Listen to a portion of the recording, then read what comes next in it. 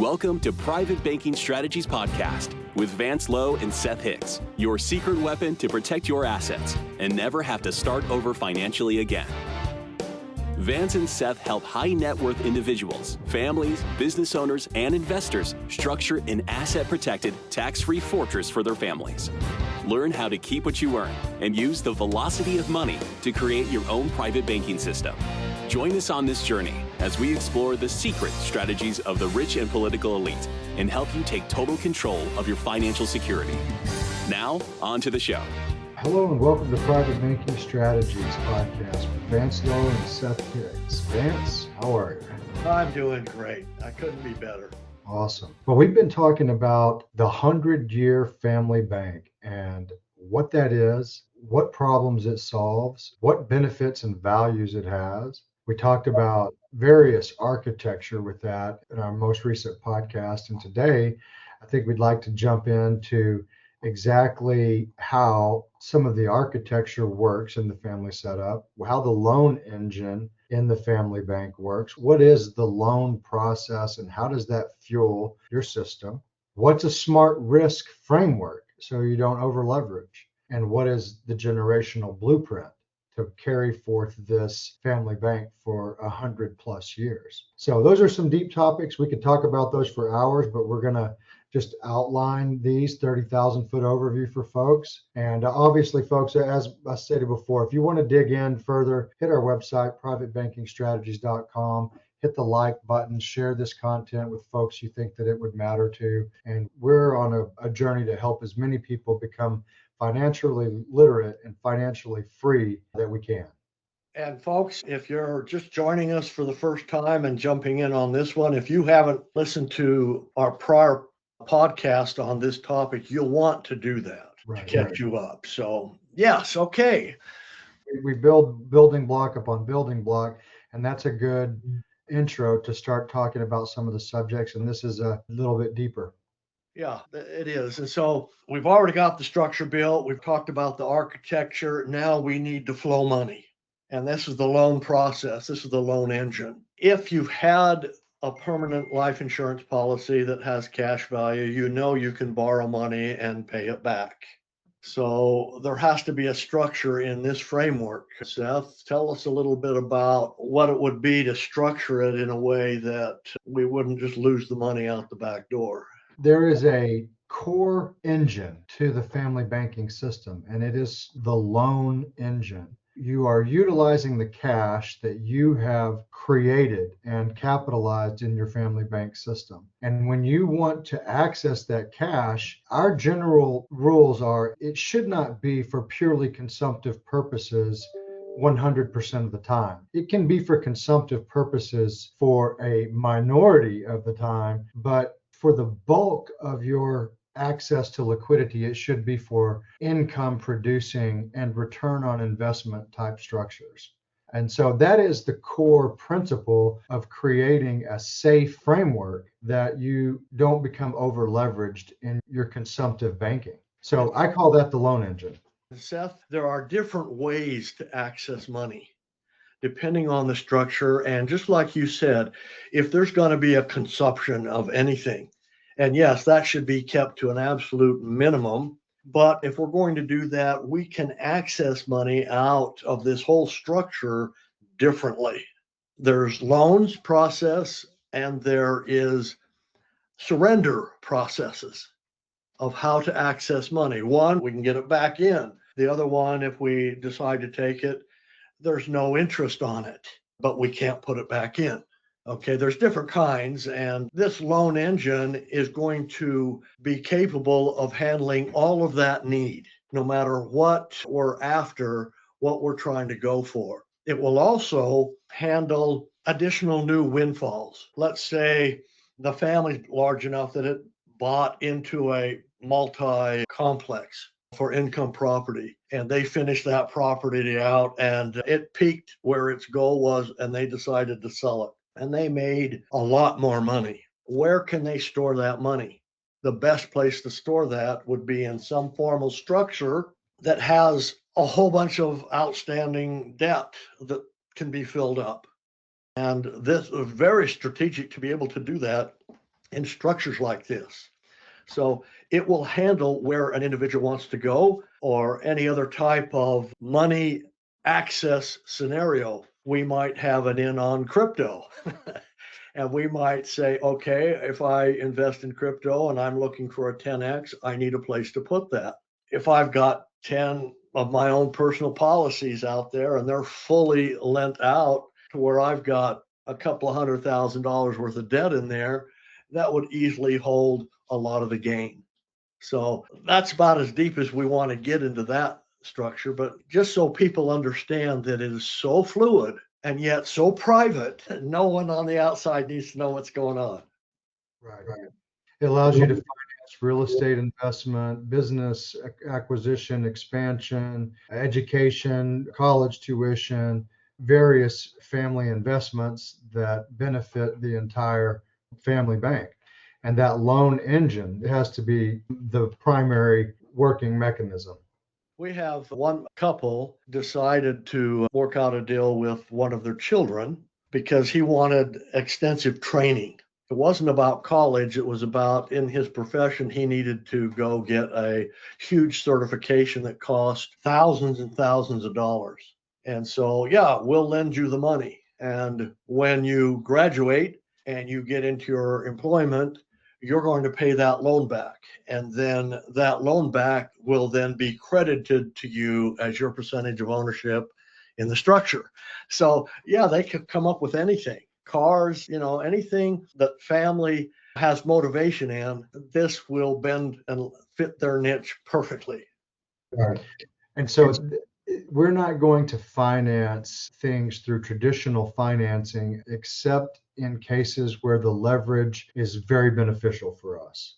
For example, if we could use our cash value in our policy to purchase one fourplex quad and it produces $4,000 a month, and that quad cost us, just for simple math, $100,000, we're getting $4,000 on $100,000 a month, correct? That's the cash flow back into your bank.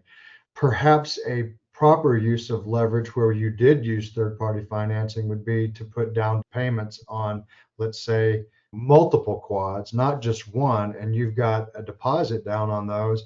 Use third-party financing for the other part, and then with your cash flow, you pay off and settle those third-party loans more quickly. You ultimately have more property, more cash flow, more wealth curve with that type of leverage. But obviously, leverage is something that we counsel and teach people to use very cautiously. And you have to have a smart risk framework, which is the next segment of the outline that I'd like for you to kind of address. How do you keep a proper leverage and I wouldn't say risk free, but risk mitigated family bank?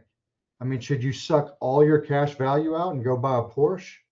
That's a hard question, and each family, each structure has to face that because just a few bad decisions can make things go south quickly.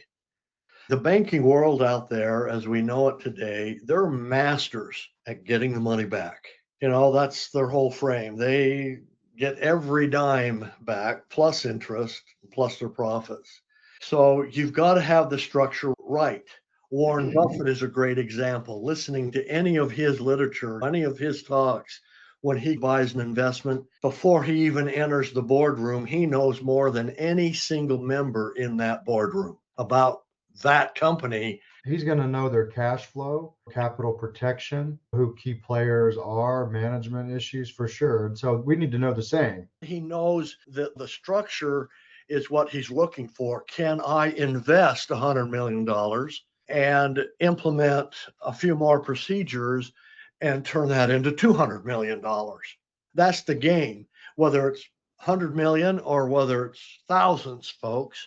That cash flow has to be there. For instance, let's say a person goes through a divorce and gets half of the assets and they borrow a whole bunch of money out of the policies.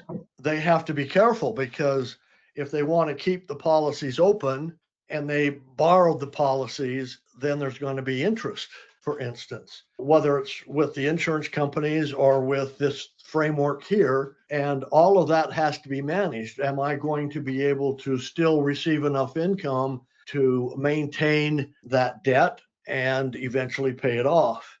If we make a mistake and it goes the wrong way, we have a problem. Can it be fixed? This is probably the one structure that can fix problems better than any other structure. If you're in a corporation, and it's a C corporation or S or any, even LLCs, when something goes wrong, they're very hard to repair and fix. This is one thing that we can really help in those mistake areas so that it can come back. It may not be as big or whatever, depending on the disaster, but we have a lot of doors to open.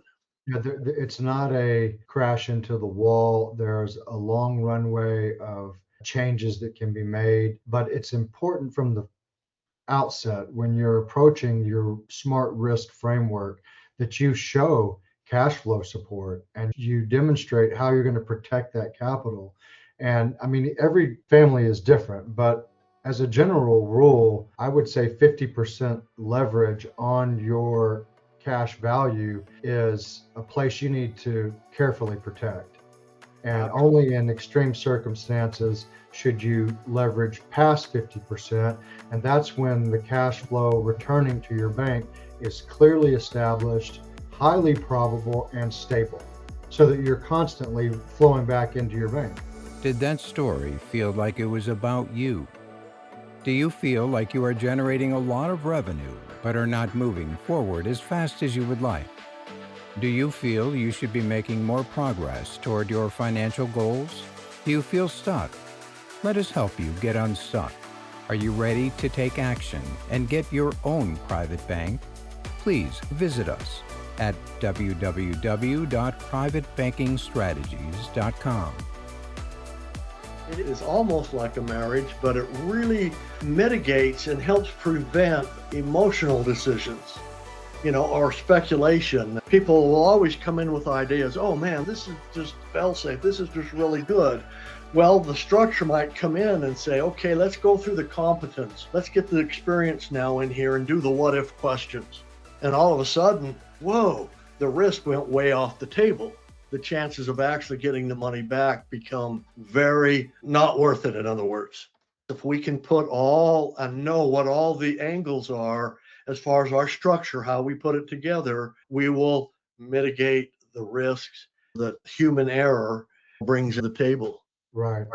I find sometimes representing clients in transactions where they're going to adopt another type of investment or risk or business, a lot of times people fail to address the what if things go wrong, don't go according to plan, don't fall straight into the business plan steps.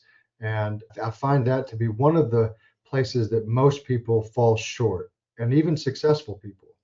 And it was one of the things that a former friend and someone who was a partner who ultimately acquired multiple thousands of doors in apartment complexes over the past 40 years. And I started to venture into the real estate investment game, and I built my pro formas. And he looked at my pro formas from the beginning and he said, well, you've got two problems. One, your vacancy rate is way too low. You're going to have more vacancies with that, especially in this. And I thought, you don't know what you're talking about. I've got a good manager, got these leases. They've been fully leased up for 12 months.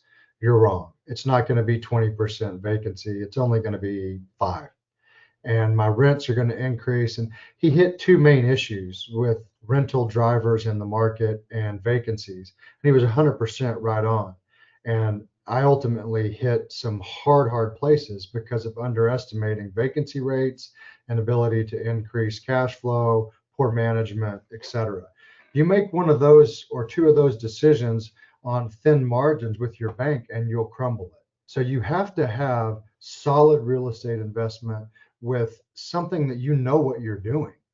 A lot of times people go, I've had doctors or lawyers or engineers that go, a doctor goes, I'm going to be an engineer. I'm going to be a businessman in this context. I'm going to go do this. And they fail because they're good at being a doctor. They're not good at being logistics, truck operations, or so on. So that's one of the things that I think it bears mentioning to folks as they build the smart risk framework, is that their opportunities for investment, their additional business endeavors, they need to be well planned for, well thought through, and have legitimate action plans and business plans, or they may find themselves in challenging situations. Thus, another stop loss is the 50% leverage. If they took 100% of their cash value and leveraged into a new business opportunity and things don't go the way they want, they've just sunk their entire family wealth system, as opposed to healthy leverage,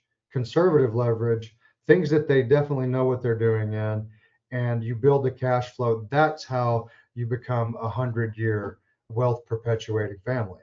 And you know what? I want to just step in here, folks. Seth has said some things just here in the last 5 minutes that you need to rewind and re-listen to. And I'm going to add upon that. I've been in the investment business or helping people get to a point for over 40 years now. And the main problem that people face is they buy into something, they get emotionally involved. And I just had one this morning with a client that I talked with. I asked him about his assets. He had borrowed money from an insurance contract and put it with an investment because he didn't know. He hadn't been taught anything else. So he said, I'm going to invest the money. So I started asking him questions. What is the guarantee on this? Well, there's not. What's the collateral on this? Well, there's not. And I literally had to shut down because he started thinking that, gosh, you're picking my investment apart. And time again, I'll have a client come up and say, oh, I need money. I need a loan for this, for that. I'm going to invest in this. And I said, well, let's talk about it. What Seth pointed out in his story when he was in real estate is that he used a guru. He went to somebody who was not biased, could point him into the right directions. Folks, if you would just pick that up right there, when you look at a hot investment and it is attractive, you have got to get second opinion, someone who has their head on straight, is not as motivated as you, so that you can ask the hard questions. And then you can decide. And you have to also be smart enough to follow the advice. As I explained, I did not believe that his wisdom and counsel was accurate with my particular investment, but he was, because he had much more experience and thousands of more real estate properties owned than I did. And so I would have been smart to listen to his advice. So a doctor has to go to a doctor. My son, when he was younger, had a hernia, and I got references, to the surgeon on a hernia. And I got told by a surgeon, well, this is the surgeon's surgeon. Everybody thinks this guy in the Metroplex is the absolute best. So I went to him and he gave me some options. Okay. Don't go to your CPA and try to get financial advice. Okay. Don't go to the wrong person. Go to the person that has the experience in that area, in lending or whatever else. So yeah, we kind of switched here, Seth. No, it's important because it bears repetition in our discussion, in that you just nailed it. I mean, if you want to get your banking right and your family banking dialed in, I don't see any other practitioners in the country teaching people how to bank. I see none of it, even with some of the most well-known folks in infinite banking concept banking, that they do not teach people how to bank like we're describing now. We are the only ones. And that's sad. I mean, it's good for us. It keeps us going. But folks, there's so much more to money. There really is so much more that you could do without working any harder. All we've got to do is work smarter. All we have to decide is who's going to end up with the money. And structures like this make it just totally private and allow you to exist with a more hostile government. So I think this is something that you need a better look at. You need to dig into this type of structure and outline. If you haven't done it, we've got offers that Seth can talk to you about, but I think this is critical that people understand the opportunity is still here for you to become financially independent, but you can't do it the way you think you're doing it now. Yeah, I think it's a good place for us to segue, and we'll get into what a generational blueprint looks like in the next episode and teaching people how to create a 100-year family bank. Folks, if you want to learn more about what we do, about a 100-year family bank, about the 7 pillars of our private banking strategies, go to privatebankingstrategies.com. That's our website. And on the website, you'll be offered a free book that Vance and I authored called What the Banks Don't Want You to Know, that will help you create wealth. And for putting in your name and your email address, that book will be available to you, PDF or audio version. You can listen to it on the go. And we will also send you important emails with new podcasts and resources for your education. In return, when you begin to dial into our content and you begin to listen to these podcasts, you're going to know real quick if this system and strategy resonates with you or it doesn't. And if it does resonate with you, you're going to have an opportunity to schedule an exploratory call with Vance in the emails that we send you. That's the only place you're going to find his calendar link. And so if that information and this educational content resonates with you and something you want to dive deeper into, tune into the next podcast, but also schedule an exploratory call with Vance in the email that we'll send you when you put your name and email into our website. Vance, any other final comments? I think that's it. I'm just looking forward to getting on to the next topic. I just love this stuff. It works, and it can work for you. Folks, we look forward to seeing you on the next podcast. Bye for now. Did that story feel like it was about you? Do you feel you should be making more progress toward your financial goals? Do you feel stuck? Let us help you get unstuck. Are you ready to take action and get your own private bank? Please visit us at www.privatebankingstrategies.com. Thank you for listening to the Private Banking Strategies Podcast. Click the subscribe button below to be notified when new episodes become available.